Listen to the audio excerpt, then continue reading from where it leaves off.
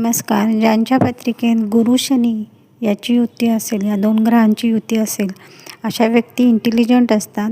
परंतु गुरु शनी युती आहे म्हटल्यावर धर्म आणि कर्म योग यांच्या पत्रिकेत आढळून येतो.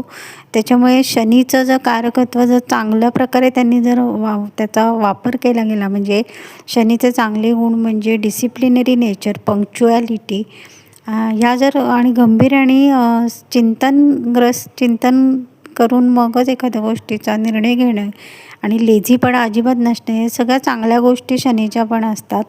पण जर याच्या विरोधात जर व्यक्ती असतील, म्हणजे लेझीपणा यांच्यात खूप असेल, तर ड्रीम नुसतं बघत बसतात आणि इम्प्लिमेंटेशन हे करत नाहीत. त्याच्यामुळे ते बॅड शनीची लक्षणं आहेत. पण जर चांगला शनी असेल तर या ज्या गोष्टी जर त्यांनी केल्या, डिसिप्लिनरी नेचर आणि पंक्च्युअलिटी जर दाखवली, तर यांना सक्सेस मिळतो. धन्यवाद.